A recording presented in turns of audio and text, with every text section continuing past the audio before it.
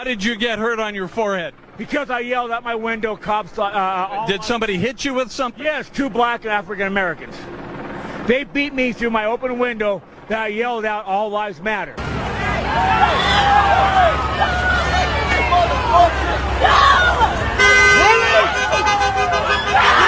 Get this motherfucker, man!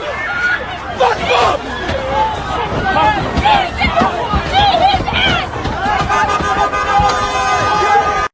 So thank you so much for joining me. This is Sexy Saturdays, and I talk about issues dealing with love, sex, and relationships. And I really want to talk to interracial couples because of what's going on in America right now. America 2020 and the racism that we're dealing with right now. We're dealing with riots. We're dealing with police brutality. And I'm a single woman, and I have a lot of white friends that I consider, you know, allies. But as it's been progressing, I've been noticing on their social media silence from too many of them. Like, they're not saying anything. When I post something, they're not liking it. They're not, you know, commenting on it. So I'm feeling some type of way. And I know there's different reasons why people are silent. Some people don't know what to say. Some people are afraid to speak up. And maybe some people don't feel like this applies to them. You don't know, but silence is so loud. When somebody's silent, it just makes you think. So then I was thinking, well, wow, if I'm feeling like this as a single person with white friends, what is it like for interracial couples? How are they dealing with this in 2020? So what I would like for each of you guys to do is introduce yourselves and introduce how long you've been in the relationship that you're currently in. And then this is a grown conversation. There's no right or wrong answers. It's just different perspectives. And just tell me how you feel. Voice how you're feeling at this time right now. So. Would you like to start, Sure. Queen? So my name is Nzinga. I'm originally from Oakland, California. Now we reside in Los Angeles, and we have been together for about a year and a half. Yep. And we've pretty much been living together that entire time, almost. Yeah. Maybe a month less than. It's a whole, definitely never done it the way that we did Right. it. But it's been amazing. Yeah. Been amazing.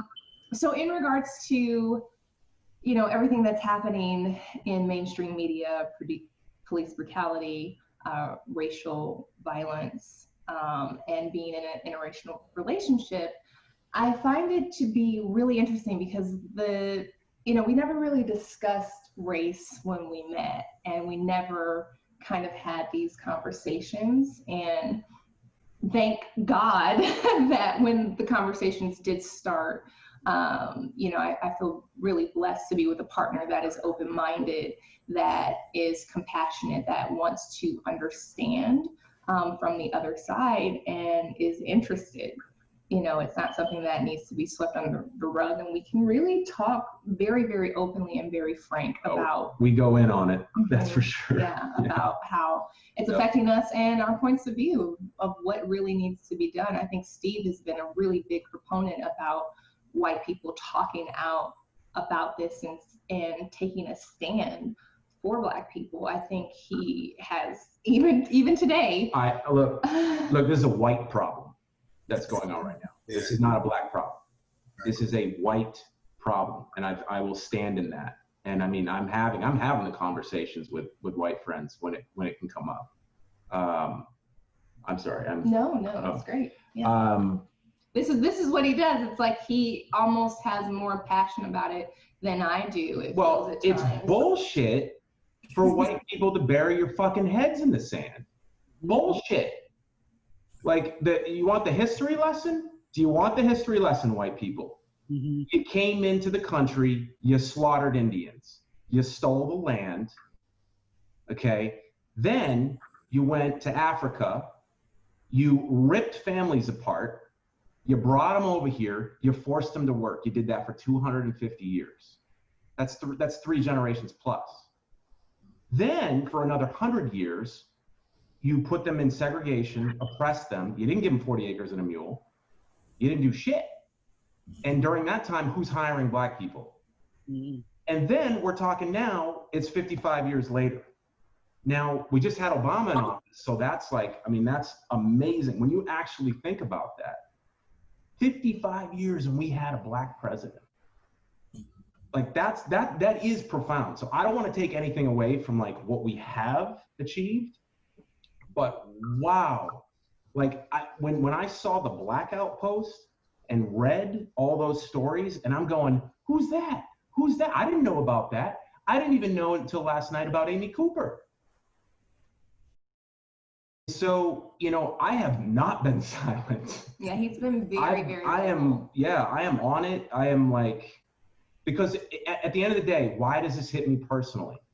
This is my beautiful queen black girlfriend who is amazing, by the way, super ambitious, super motivated, super intelligent.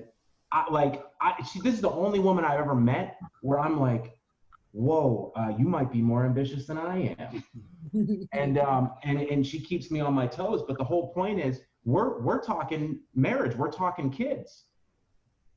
And what color are those kids going to be? Okay, yeah. That's real. And that's personal. And obviously from a human standpoint, and just looking at like what our actual history is as white people, yeah, there's that. And that's fucked up, for lack of a better term. And we just sit back and we think we're like, oh, that's not my problem. Dude, it is your problem. Your forefathers brought them here.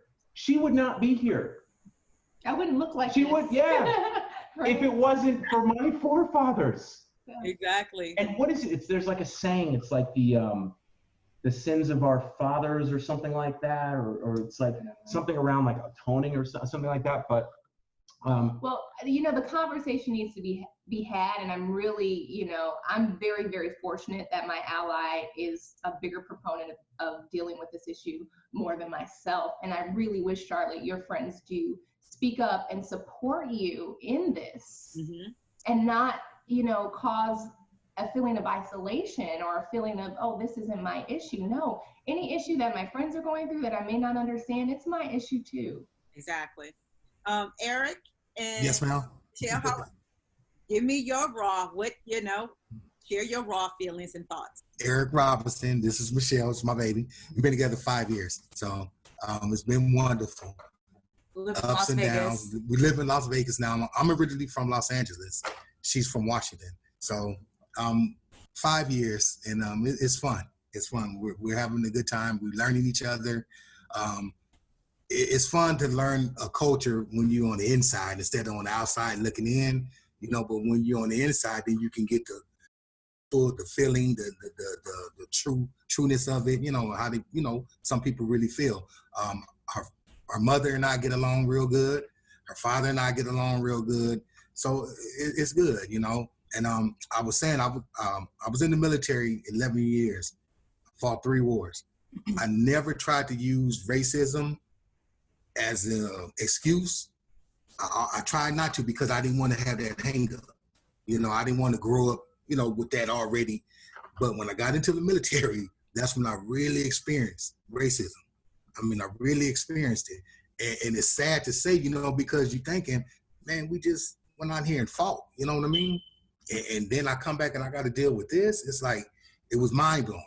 And then to see what's going on now with the police, you got to understand and realize this. This problem has been going on for years. We all know that. It's just now social media, you know, now that we have that, it's all coming to the forefront, you know what I mean? So, and I'm glad that it is, but they're still not doing anything about it. I can't understand how in the world would a police have in his mind to do something like that, thinking he can get away with it. That's crazy to me. You have to have something wrong with you. Something has to be seriously wrong with you to think. And it was a crowd out there. I can't understand that. I'm speechless. That's what's your raw reaction? How have you been feeling having a Black male husband or, you know, lover? How do you feel? How are you even talking to him? How are you guys communicating? We We definitely talk about it. We agree that, you know, this has been going on, and just because now, you know, we have cell phones and we have the technology and the ability just to be able to, you know, snap a picture or film a video, that everybody's aware of it. You know, it's being brought to other people's attention. Now, I think it's just absolutely horrible that, you know, we still are having these problems today. I definitely have been reaching out to my family members who maybe 10 years ago wouldn't be okay with me being in a relationship with a Black male, you know, and I'm kind of approaching them carefully, but I ask them, what do you think about what's going on? You know, because I'm curious what they have to say. And, you know, they couple people have said, you know, I don't think that what happened recently has to do with race. I think it's, you know, a hate crime against criminals. And I had responded, really, I said, well, even if it is a hate crime against criminals, you know, I believe that police should be held to a higher standard. You know, they're an officer, you know, and then also their punishment should be, you know, way more severely than any other citizen, you know. So I have definitely asked a lot of my family members how they feel, and we've talked about it just because I'm curious, you know, how they are, but I definitely approach it kind of carefully, you know, with, you know, a Black male. But I have noticed that there is a lot of quiet going on, and everybody's kind of afraid to speak up and speak their mind. And sometimes it's like you have to pry their beliefs out of them, you know, but I am curious about how other people feel. You know, my father just today told me this has been going on since the 40s and 50s, you know, but it was way worse in the 40s and 50s. Like, oh, it's okay. What's going on now? You know, and he was the one that also had said about, he's not sure if it was against Black people. It was more against criminals. And yeah, and that's when I had brought up, you know, basically, it being a hate crime, and it's not okay, you know, if it's either, but it's a problem today, and it shouldn't, you know, we're in 2020, you know, so I just wish it wasn't a problem at all. You know, it shouldn't be. Yeah. So it's interesting to hear that before this situation, you already have some pushback with your family, and it looks like they're finally starting to accept that you date outside your race. But you've already been kind of dealing with this before this, so this has just brought things a little bit more to the head, if you will. How do you guys up there feel about what you just heard? How does that, have you had pushback in your relationship from the beginning on your family side? Well, this is one of the things we've talked about it. He actually hasn't been, I haven't introduced him to my father yet. My father is an ex-Black Panther, and he would be, you know, the first white man that I introduce him to. And I want to make sure that we are solidified and that we are in the right space, and that he's approaching my father in a way that is respectful. He's certain that, you know, I am the one that we are going to be together. He doesn't need to meet my father until we are making this step to build a future together and have children. So wow, it's important to me. My father is the most important man in my life, and I have to make sure that the man that I'm introducing him to is ready to take on the responsibility of having me in his life. So is it because your father, do you feel like your father is racist, or do you feel like he's just very sensitive and you know, I won't call my father a racist. His best friend is a white man, and his best friend has, you know, very radical views about Blacks in this country, and is militant in his own right. But I do say that, you know, my father has seen a lot and witnessed a lot, and had very, you know, charged experiences, and was treated a certain way by the color of his skin. So I want to tread lightly and be respectful of those issues, because I know they are still very present in his subconscious mind. And I want to acknowledge that and let him know that And that's why I have to tread lightly, because it's a conversation that's going to need to be had, and I want to best prepare Steve to handle that, to handle my father, and to really just do it in a way that's respectful of both sides. Yeah. How do you guys feel? Of course, we're going to talk about this. The president.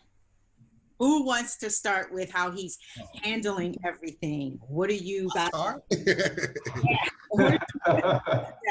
What do you? My question is, okay. I also want to talk about the looting, and how easy it is for some of the protesters to be set up, where you're seeing these videos where white people are out here doing things and they're masked and they're doing the looting and they're doing X amount of things, but then they're trying to blame the Black people to make it look worse, because they want a lot of Blacks to be more savages, and they're not. So they're creating it. I don't know if you saw one video where this guy had the bow and arrow and he was shooting it out. Big white guy had a bow and arrow and he was shooting people, and like 20 white people came and started whooping his butt. He gets on camera, beat up, and he says, 2 African Americans did this to me. Oh my God. Weaponization. But the thing that saved everything was somebody had it all on record. Everything was recorded. So they show him talking on the news saying, I was only in my car and I was screaming out of my car, Black Lives Matter, and 2 Black African Americans did this to me. And then they show him out of his car shooting bow and arrows, and that only white people came, like 20 of them, and they started beating him, and they turned his car over and they burnt it up. But we have this going on. You have all of these different types of, infiltration going on to paint us a certain way. But the sad thing is, what I believe is that if it wasn't for the recording to show it, people would believe him because they want to believe him. Exactly. They want it to be true. Then you see where other people, Blacks, are trying to stop white protesters from tagging buildings. They're like, don't do that, don't do that. And there's little fights within that fight. And they're like, well, we were told to do this. And they're like, no, this is wrong. This is illegal. Don't do it. And they're like, because we're going to get blamed, not you. You're white. They're going to say we're doing it and we're not. And then they get into a fight. So it's a lot of infiltration going on. And it's like, what the hell? So how do you guys feel even just about that, and then how Trump is handling this whole situation? I think it's right up his sleeve, to be honest with you. This is exactly what he wanted. If you think about it, he was trying to close the borders down, what better way to have what he wanted right now, And I also think that he was put in office because he says what he want to say. He's saying what the other Republicans wanted to say anyway, but a lot of them are real politicians. You know what I'm saying? Trump is not a real politician, so he don't give a hoot. You have people that, the real politicians, that's how they're, that's how they were brought up. So that's how they live. Trump doesn't live like that. Trump is a renegade, a rebel, and he's saying exactly what they want to say, but didn't say because they didn't want to get kicked out of office. You know what I'm saying? He's saying exactly and doing exactly what they want him to do. And that's just, that's how I look at it. Like I said, it's crazy and it's sad that it's still, going on. But the only thing that we have on our side is the social media. Now that they can show that video and they can rebuke all of this stuff, it's cool now. I mean, to be honest with you, it's not so. We don't have to stay so closed up now. We don't have to hide and look all, we don't have to do that now. Now we can say, okay, got you. And somebody else got you. So that, it is what it is. I'm just going it is what it is, What do you think? What do you think, Michelle? What do you feel about how they're still able to get away with stuff, even in this riot, and don't get blamed for things? It's frustrating. It's extremely frustrating. But I like how in that story you said how they were trying to blame the Black people for that guy getting jumped, and because of social media and the technology, we're able to be like have people that actually filmed what was going on and be able to actually, you know, put the true story out there and what happened. I really like that, you know. But yeah, I don't agree with a lot of things that Trump does at all. And I agree that he likes what's going on. It's kind of what he wanted. Mm-hmm. Steve?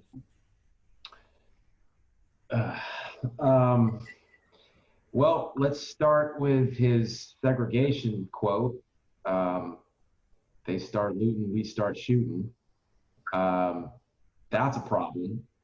And then you're just gonna do an executive order against Twitter and social media.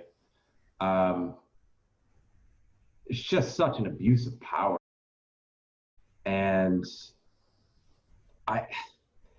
it's really mind-boggling because I look at like the bigger picture of like what is going on, you know, from like just the fabric of society. With it's like we get Obama and then the pendulum swings right back the other way, and now it's like the real underbelly is what's being shown of America. And I hate to say it, but it's almost like Trump had to happen. Because, I mean, yeah, this stuff was definitely going on during the Obama administration for sure. But there wasn't so much polarization and there wasn't so much tension. And I mean, if you look at, I mean, this is, you know, we're talking from a macro level, but if we break this down from like a micro level, from, you know, how do individuals change? Well, individuals change, you know, through trauma. That's the number one way. It's like if you're over the age of whatever it is, 35, you know, you have a much harder time changing your views, changing your beliefs, changing your behaviors. And what causes you to actually change, like a drug addict? You got to hit rock bottom. We're at rock bottom. And the Trump administration is what's put us there. And so the fortunate thing that I look at from this is that we do get to rebuild. We do have the technology that everything's being filmed. So we know what's going on. There's no, like, we can't bury our heads in the sand. We got a major problem here. And everyone needs to come together and work together and fix this. Healing has to happen. You know, Marianne Williamson, I don't know if any of you ever saw any of her videos where she was bringing whites and blacks into churches, and she was literally having the white people apologize to blacks. You never saw that? Oh my God, so it's so powerful. Wow. I mean, it needs to happen on a healing level so that internally things start to shift, our feelings towards one another start to shift, and then it needs to happen at a leadership level. It has to, and it has to happen amongst us, the white people, because we're the ones who created the systems. We're the ones who brought blacks here. That's the only, I mean, it's the only way this is ever going to change. And we got to hit it from both angles. And, you know, I pray that Trump doesn't go another 4 years, but we're not exactly doing a great job of putting Biden out there, who, Lord knows, if this thing goes to debates, this guy's losing his cognition. He's going to get slaughtered. Trump's going to slaughter him. Look at Nzinga's face. And it sucks. And I'm pissed. I'm pissed. I'm like, what? Biden? That's what we're doing? Really? You know, and I'm like, it doesn't help. We got, you know, Joe Rogan's over here slaughtering Biden. Like, hey, look at it. You know, it's like, but it's the truth. And the only thing I really hope is that Biden steps down. If we can get, you know, Bernie in there, or, you know, somebody who's committed, you know, to really doing what needs to get done here. Nzinga, what you have to say? Your facial expression was like. You know, there's so much. There is so much, because this is a systemic problem that we have been dealing with for generations, for centuries. in regards to Trump, he has been the catalyst for change and for people to really say, oh my gosh, we're not safe anymore. Obama's gone. Look at what this man has just blatantly been able to say. I could shoot someone in broad daylight and I will still be elected. People will still vote for me.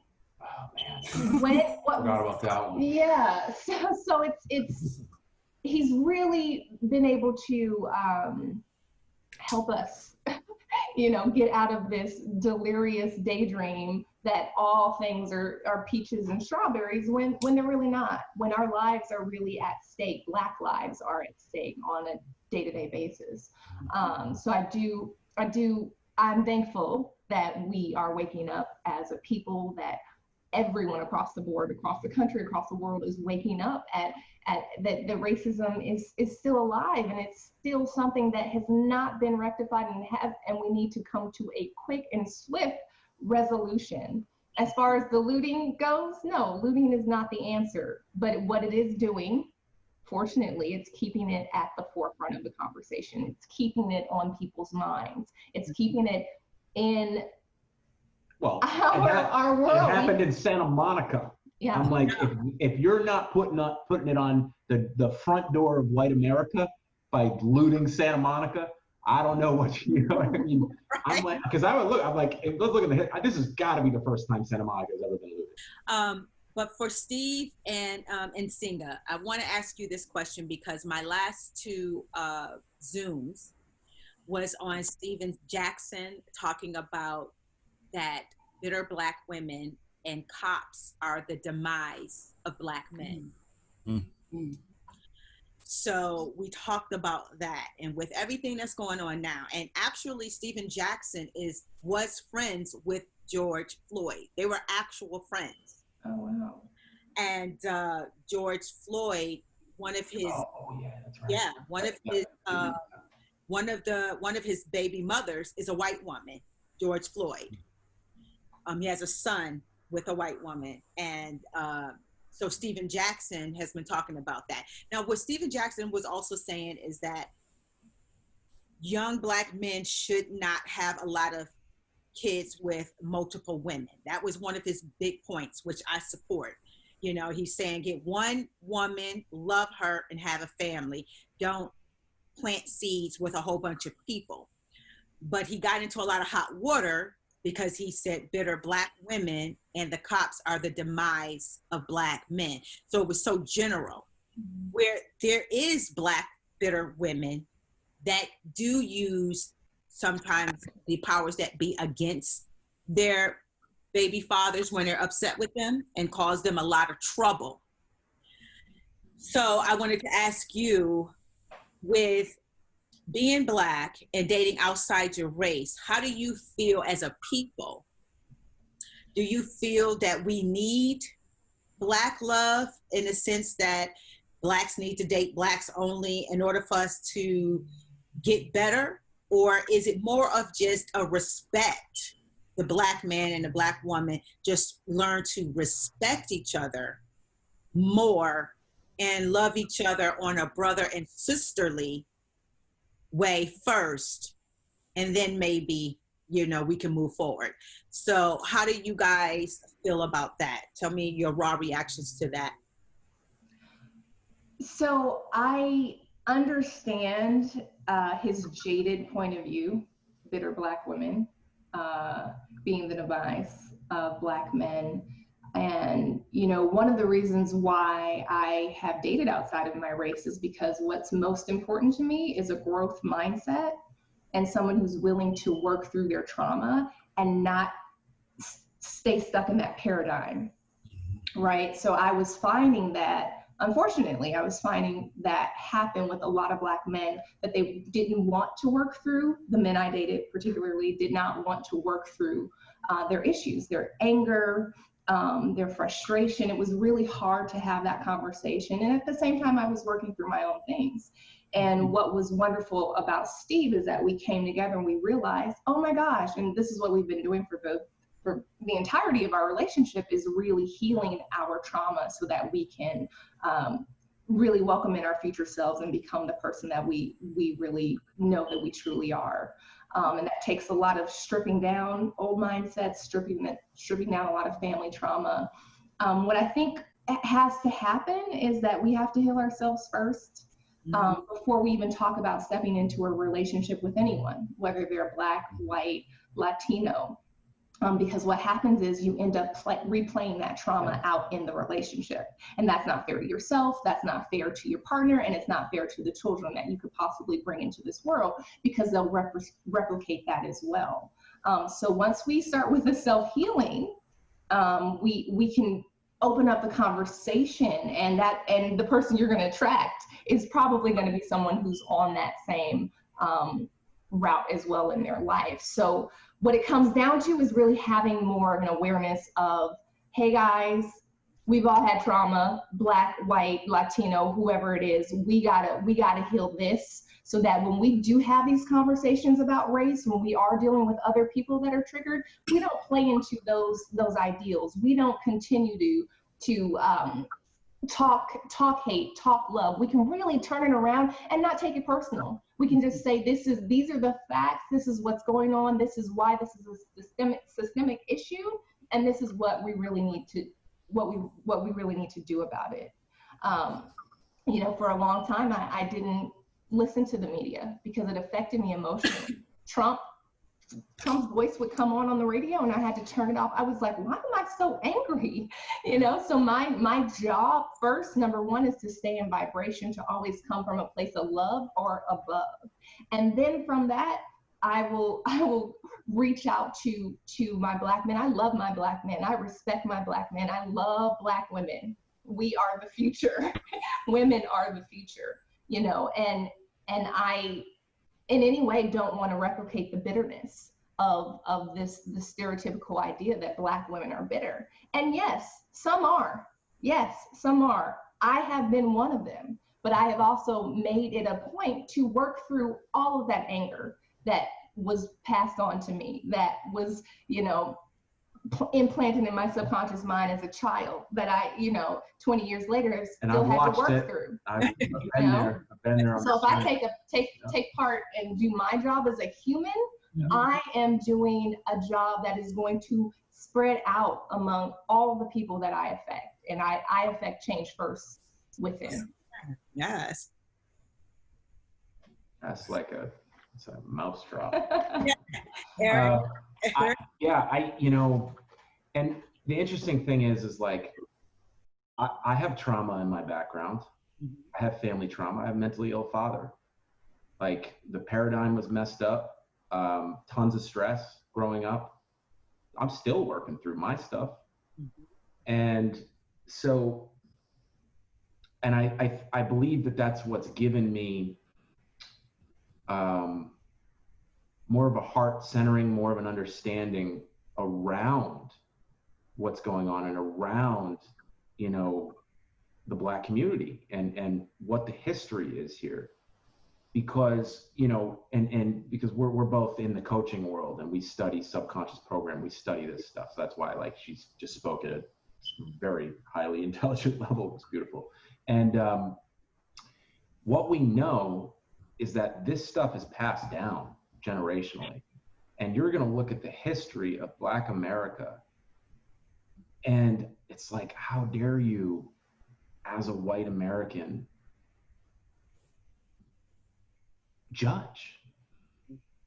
Because you're talking about 350 years. That's a lot of generations. Yeah. Passed on. I mean, that stuff, I mean, you were talking, that's at a cellular level. And I mean, I can't imagine the level of anger that must just be there, that wasn't asked for, mind you, by Black men. Didn't ask for that. Eric, what do you, going back to the question with the Black love, you know, and how are you dealing with that? Do you feel like, you know, the bitter Black woman and the Black man, the divide, that you have some Black men that publicly go out and say, I hate, you know, Black women. I won't date them. They're horrible. They're not attractive. They're not good lovers. You know, that divide that we have, that was the reason why I did those other 2 videos, was just to talk about that divide. And now here we are, and in a sense, we're going to be forced to be on the same side. Right. In a minute. Okay. So what do you feel about that? You know, how do you feel about the Black love that we have in our own community? I look at it like this. It's a big difference between when I was coming up and now. Black structure and just the whole thing, you know. I don't care if a person is green, you know. If I'm compatible with that person is compatible with me, then that's who I need to be with, you know. Black women, I hear that bitterness. I've been hearing that so much, and white women are bitter too. You know, it's like, it doesn't matter. It doesn't matter what color, you know, bitter is bitter. You know, it's just sad that every time Black is mentioned, it always has to be something added. You know, it has to be extra. You know, but that's what we're dealing with. You know, and that's what we're gonna have to deal with. I like what she said when she said, you know, she had to look within herself first. You know, and that's what we all have to do. We all have to take a look at ourselves first. You know, and then we can be able to reach out to somebody else. You know, and then we can say, okay, I'm open to you, you open to me, and all of that. You know, but until that structure come full circle and come back, you know, it's going to be division, it's going to be bitterness, it's going to be, and it's sad, but you know, it's sad, you know, it's sad, you know. And Michelle, what do you think about when you hear that? Have you ever heard of that? Do you know about that divide in the community, in the Black community? I do. I've heard it a lot. I've heard about Black bitter women, and I've heard a lot of Black males talk about, I don't date Black women, you know, because this, and this. And it's all very negative and stereotypical. It's coming from, I believe, the hate that they have and anger and issues inside themselves that they haven't worked out, you know, and they're projecting it on other people, just so they can't focus on themselves, you know. I like right off the bat when I hear that, I'm, you know, don't want to deal with that person because they're angry, they're negative, you know, and I don't necessarily agree with that. I understand that some people are bitter, you know, for different reasons of all different races, you know. Yeah. Sorry. Before her and I got together, I was dating a Black girl, and I got tired of the fussing. I got tired of the, you know, I just got tired of it, you know. So I tried to tell her, look, it's not happening, you know, let's go our separate ways before, you know, something, you know, because the way this is going, somebody's gonna get hurt, you know. So I was trying to be the bigger person. I was trying to, you know, so it didn't work out. You know, I got thrown in jail behind her, you know.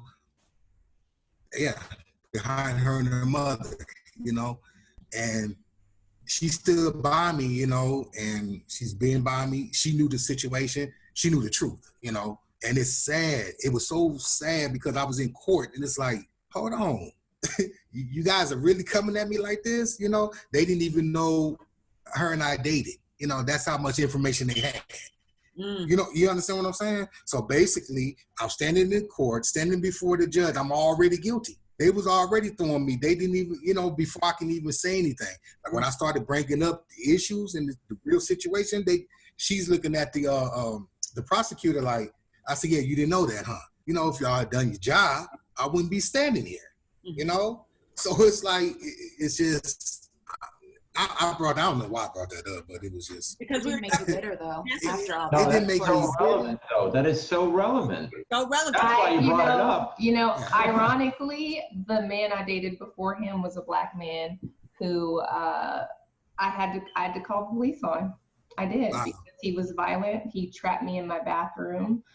He stole my phone. He stole my money, and I was afraid for my life. It was terrible. It was terrible. I was running in the streets with a stun gun trying to get away from him. And I never wanted to be put in that situation again. Now, do I think that it's because of the system that he was caught into? Yes, absolutely. Like, his mother was a crackhead. Crack was introduced into the Black community during the Reagan days. So it's unfortunately, it has infiltrated our community, and it's not something that I'm running from, but definitely I had to make sure that who I introduced into my life was going to be have a positive impact on me and not a negative one. Yeah, I was telling some people that with our community, it's just, we suffer so bad from self-hate. The self-hate and the brainwashing has just taken over our souls, our minds, and our just way of just thinking. It's just, until we begin to really deal with our issues, like you said, we have to really deal with our issues. We have to deal with our demons, and we have to cry, and we have to let it out. And a lot of us got to get professional help, because we don't know how to deal with this on our own, and that is the reason why you have all this bitterness and you have all of these, mental health issues. There's a lot of people who are suffering mentally. And to me, there's all levels of mental health. We all suffer to some degree, some more than others. And some of us know how to take care of ourselves, and some of us need professional help. And if you don't get that professional help, it's just going to be chaos. So I love the fact that you guys recognize, Black love, and that you're not dating outside of your race because you hate your own. Because I believe, how can you really love someone if you're only dating someone because you hate your own? Like, love and hate. So I love you because I hate. No. That doesn't even make sense.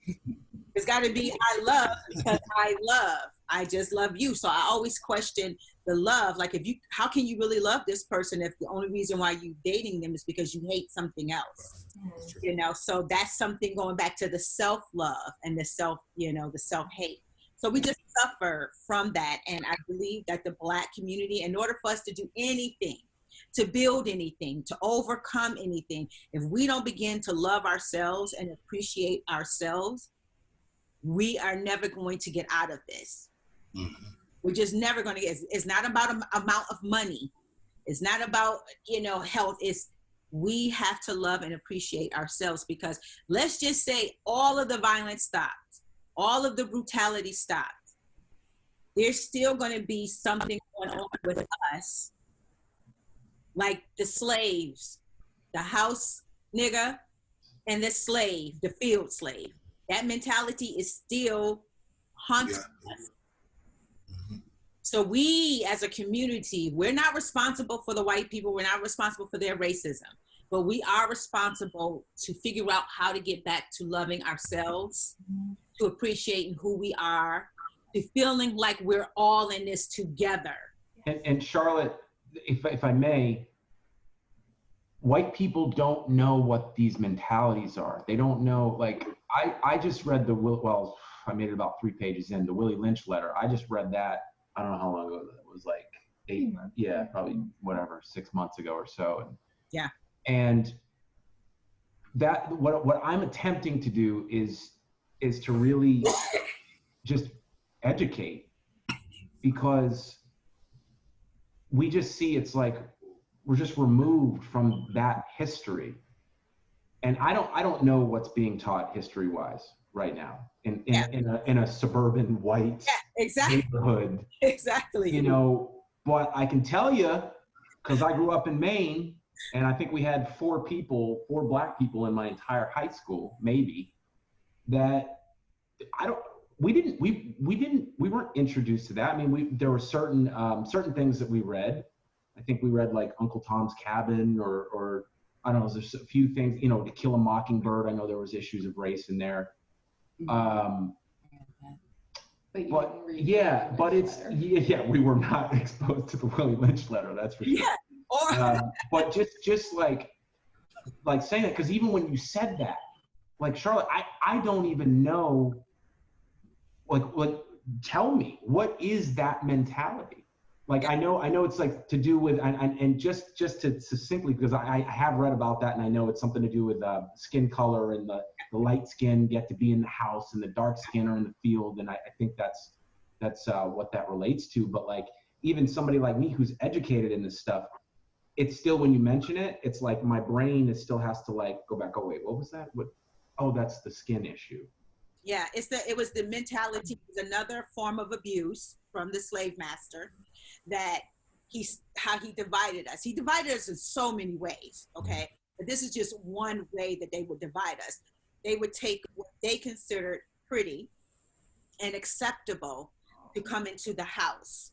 So if the slave was light-skinned and pretty and nice hair, she could be a maid inside the house. She didn't have to be out in the field picking cotton like her sister, who may look nappy head, dark, and not considered attractive to the slave master. So the darkies was out picking the cottons, and anyone light or almost white from being raped by the slave master and being, mixed race, they got to stay in the house. So then it became a divide where they begin to be jealous and hate each other. Like, and it wasn't even their idea and their fault, but then some of the house slaves started feeling more superior. Like, okay, hey, I'm in here. I get to do this with master. I get to do that. And you have to be out there and pick this and pick that. So then it became like that. So then once we got freed, it still was that resentment, dark skin against light skin. And that's just now starting to kind of simmer down, right? It's still kind of like, like when a black guy is in the hood and he's trying to become successful, he might have a ride or die dark-skinned girl, but when he gets successful, he might go get him a cute light-skinned girl, because that's white is right.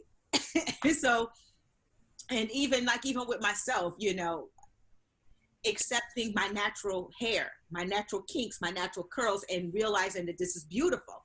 But it took a long time for me to even, I was so busy trying to straighten it or put a weave in it and calling them naps. And it's like, it was just such brainwashing with the media and the magazines and what beauty is supposed to be considered and what is considered good hair and bad hair. And we're just now, there's a revolution going on with hair. Oh yeah, I told him, if we're having children, you're going to know how to do your daughter's hair and it's not going to be an issue. You're just going to be like, oh, I got you. Bye, baby. Have a good day. I want him to be in the conversation. Yeah. And I want him to just treat it as a normal, beautiful, this is your natural hair. Wear it proudly. Yes, I will do your hair for you, baby. Beautiful. Yeah. I love your hair. But it's crazy because in 2020, we're just now starting to even realize with that beauty, that's beauty, so look at where we are with that. And there's laws now created to save us from not getting fired if we decide to wear our natural hair. They're just now putting these laws in for hair in 2020. So the racism is deep. So you can understand the sickness that we have as Black people with self-hate. There's so much sickness because we've been injected with so much hate that we're just sick with it. And it's going to take us a long time to start really just loving ourselves. It took me, I'm 51, and it took me this long to really love who I am, to wash my hair, put in, some conditioner and be proud and not worry.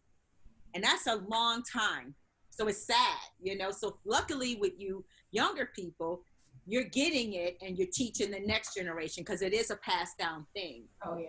So, again, it's just about the self-love and we're going to have to heal. And that's one of the reasons why I wanted you guys to come on here because as I was saying, I was wondering what you guys are going through. Like, is it turmoil for you guys? Is it bringing you guys closer together? And please, if you each can share some advice for other people who are in your situation, who may be lost, who may not know what to say, may be fighting with each other, what kind of advice can you guys give them? So please share your advice on how to deal as an interracial couple in America 2020. Well, one of the best techniques that I learned is that when there is discord between you and your partner, actually move and touch their hand, make an actual connection. Because the one thing that I want to do, or, you know, people tend to do is to stonewall, to move away, to, you know, and this here, just grabbing your partner's hand will introduce love. It'll remind you that you're connected, that you're in this together, that you're a team, that it's not one against the other. It's just a conversation, and we're just discussing what these points of views are. And I think what I've learned from Steve is that he has such an open mind about it, because we were watching the Amy Cooper video yesterday, and some questions came up. He was like, I am not understanding this. What is she doing? What does this mean? How is, and we, you know, we talked about the weaponization of racism and how it's being used as a tool to really. I couldn't grasp. I'm like, is this woman? I'm like, is the sickness that deep? Like, I couldn't grasp that. That was the biggest issue there. I'm like, yeah, so my advice would be continue having the conversations. Don't shy away from it. It's actually brought us closer. It's brought us back on the same page. And it's reminded me how much he does love me, and how much he you know, stands for my beliefs and stands for Black people. Nice. Yeah. Do you have advice for interracial couples? My advice is, my advice is really for couples. It's just like, being in a relationship is the biggest opportunity for personal growth, if you allow it to be.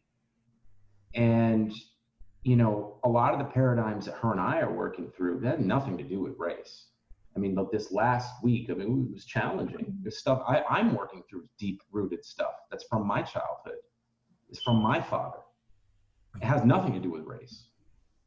It has to do with my own internal work. And now, obviously, you throw in the backdrop of, COVID, we're in a pandemic. Oh, look at all this race stuff. Yeah, sure. You know, that's all there. But at the end of the day, the only person that you really answer to is you, and handling how you're looking at yourself, and like going, like, when you hit a wall and you're in a conflict with your partner, it's going, what's living in me that's causing this? You know, how much of it is me?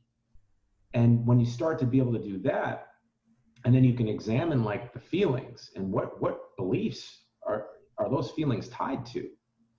And then you start to really break down your stuff, and then realize, whoa, where did that come from? Oh, I didn't even ask for that. That's from my childhood. I got to work through that. That's what I'm saying here is really to take ownership and work on your stuff, and do the mental, emotional work. You know, do your meditation, do, you know, whatever sort of subconscious sorts of work that you do, and emotional release work, things like that, because that's what's going to raise our consciousness. And then also being in an interracial relationship, like this is, you know, what Michelle and Eric are doing, what we're doing is we're bridging the divide. And, you know, and again, Charlotte, I'm really happy that you said what you said about, like, oh, this isn't her saying, I screw Black men, I'm going to go with my white man over here. Like, that's, you know, that's not it. You know, she has her own personal, like, she's staying at a certain level of vibration. She has goals that she wants to achieve. I have goals I want to achieve, like, and that's what brought us together, you know. And then also, if we can be a testament to bridging the gap between white and Black and provide some of that external healing, then great. I hope we can be that. Wow, I love that. Michelle, Eric, what advice would you guys like to give interracial couples dealing at this particular time with what's going on? I'll say this. First of all, know you, love you, and be you. That right there, those 3 steps right there are very much needed for an individual to know the other person. You know, if you don't know yourself, how you gonna know somebody else? You know, if you don't love yourself, how you gonna love somebody else? If you don't be yourself, how in the world can you expect somebody to understand you? You know, or to want to be with you, to want to be around you. And another thing, I think, let the person be themselves. You know, I don't have a right trying to make her live the way my life, or live how, you know, the way I lived, or how I was brought up. I don't have a right to do that. If the person wants to do that, then that's one thing. But to force it on somebody, that's when the relationship goes south. You know, because when you try to enforce your thoughts and your ways on another person, they're not going to receive it. But if you know you, love you, and be you, that other person could gravitate to that. You know, and I think that's the biggest thing right there. Just be you and let the person be them. Come together, and then you all could be one. That's it. You know. Michelle? So I agree with everything that he says. And I don't know. I believe that someone should always get professional help if it's just for yourself being single, or if it's when you're in a relationship, and it definitely can help you grow.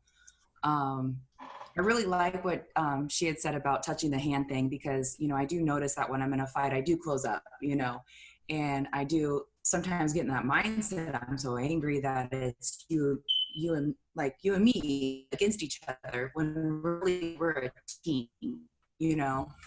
I mean, communication is really key.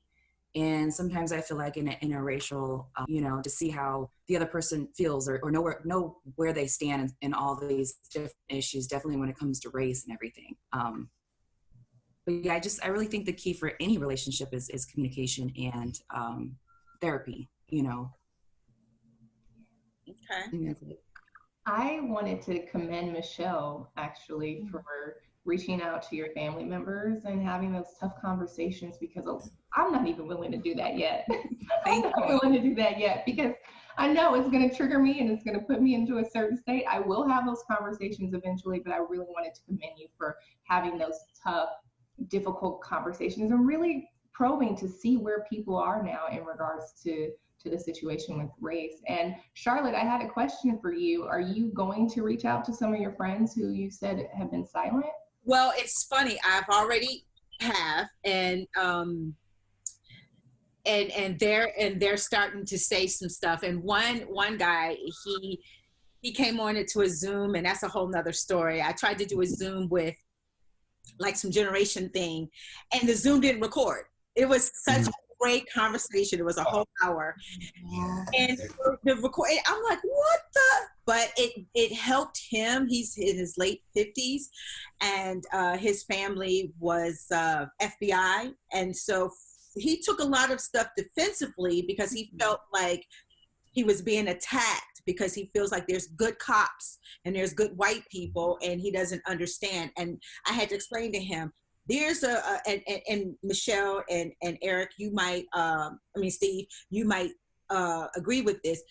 There's a sense of shame going on for white people as well. This is difficult for a lot of good white people right now, because they're kind of like being defensive too. Like, that's not me. That's not me. I'm not them. I'm not them. It's the same way we're us blacks, where when we feel like, oh, this nigga cutting up, and you get mad because you don't want them to be like, I'm not like him. I'm not like him, y'all. Same thing for white people. White people right now are going, good ones are kind of like, oh my God, this evil, because it's evil. Yeah. It's not just bad, it's an evil. And so there's some white people that are hurting too, because they're like, I don't know what to do. I don't know what to say. I don't want people to think it's me. So I found myself in Target, a line, and I was so angry. And I found myself kind of cutting my eyes. And I was like, I don't even know these people. These people haven't done anything. And I saw some of them trying to make eye contact with me, because they desperately trying to say to me, I'm not them. I'm not them. Yeah. But I'm so angry. I'm like, I don't want to have eye contact with you. I don't want to have eye contact with you because I'm mad. So I needed to go through that to realize that my white allies, my white friends, I got to be careful how I come to them as well, because they may be afraid. So yes, I've reached out to some of them. One of them is Asian, and she posted something up that was about her business, and she got blasted. People started blasting her, saying, how dare you talk about looting in your business when you haven't posted anything else about this? If you're not disturbed by the violence, then don't be disturbed by the looting. And it was interesting that she hasn't said anything on my post. She hasn't liked anything, but she DM'd me for advice. She said, what am I doing wrong? And I thought that was quite interesting that she reached out to me privately, and I helped her, but it took me a day. Mm-hmm. You know, I had to self-evaluate, calm myself down, and not be angry, and try to understand from her point of view that she reached out to me for a reason, and that meant something. So little by little, certain people are starting to say stuff and starting to, you know, because I've been vocal about it and they know that I'm like looking. And then there's some people who aren't, but I'm learning to not take it personal and to give them some slack, because right now it's a bad time for white people and cops, for the good ones, because they're all being looked at kind of through the same lens right now as just evil. Yeah. Yeah. But that's got to be hard on the good ones. And I can understand the defense, you know, why they're feeling, you know, like everybody is talking about them when we're not. We're just talking about the evil ones. But because we don't say specifically it's not Steve, specifically it's not Michelle, we're like, all white people, blah. So, you know, you can understand their feelings. So, yeah. So to answer your question, yeah, I have. But I've also taken a mental note to see it from their side as well. Awesome. Yeah. That's great. Yeah. You guys were so amazing. Thank you. I really Thank you. Thank you. Nice meeting you all. Yeah. Thank you very Nice meeting you guys. Eric and Michelle. Yeah. Thanks again to Steve, Nzinga, Michelle, and Eric. Appreciate you guys for sharing. And special thanks to all of you, the viewer. You know I love my subs. I appreciate you all for watching. I hope you have enjoyed. I hope there was something in here that can help you in your personal journey. Don't forget, subscribe to my channel, and please leave comments. Tell me what you think. Tell me how you feel. Everything is welcome as long as you keep it cute. Any hate, it will get deleted. Again, don't forget to subscribe to my channel, and I will see you next week.